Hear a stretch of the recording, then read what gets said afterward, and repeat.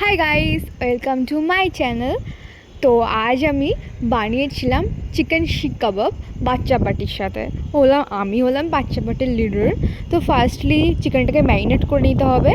লেবু দিয়েছি, হলুদ, লঙ্কার গুঁড়ো অ্যান্ড গ্রেট করা আদা, রসুন, পেঁয়াজ সব কিছু দিয়ে তারপরে এর মধ্যে সর্ষের তেল মিশিয়ে এর মধ্যে দিয়ে দিলাম চাট মশলা। আই থিঙ্ক চাট মশলা দিলে ফ্লেভারটা ভালো আসে।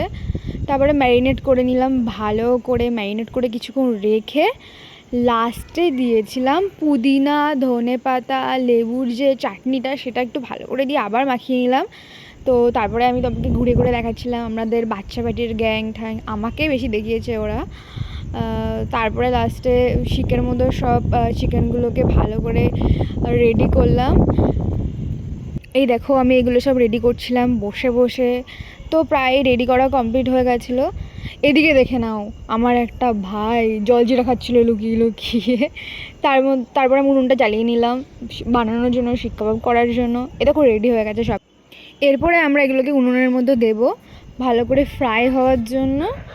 তো আমি এক এক করে উনুনের মধ্যে দিয়ে দেবো। দেখো এই যে ভালো করে ফ্রাই করার জন্য উনুনের মধ্যে দিয়ে দিয়েছি।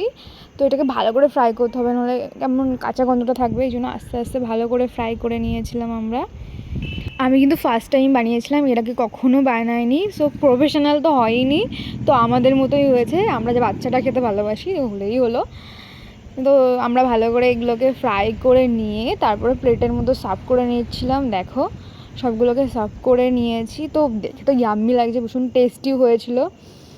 তারপরে দেখো গ্রিন চাটনিটা তো প্রচুর টেস্টি হয়েছিল। এর মধ্যে পুদিনা পাতা, ধনে পাতা, লঙ্কা, লেমন সব কিছু দিয়ে তারপরে মধ্যে আমরা জলজিরাও দিয়ে দিয়েছিলাম ওপরে গার্নিশে। তারপরে চাট মশলাও দিয়েছিলাম। তারপরে এটা খুব অনিয়ন দিয়ে সার্ভ করেছি। আই থিঙ্ক তোমাদের দেখে লোভ আসবে, ভীষণ টেস্টি হয়েছিল সত্যি বলতে, অন গড। তো আমরা এটা খেয়ে প্রচুর এনজয় করে আমরা খেয়ে নিয়েছিলাম। ওই ওপরে আবার লেমন ছড়িয়ে দিয়েছিলাম যাতে একটু টক টক ফ্লেভারটা আসে। বেশ ইয়াম্মি হয়েছিল। বাই।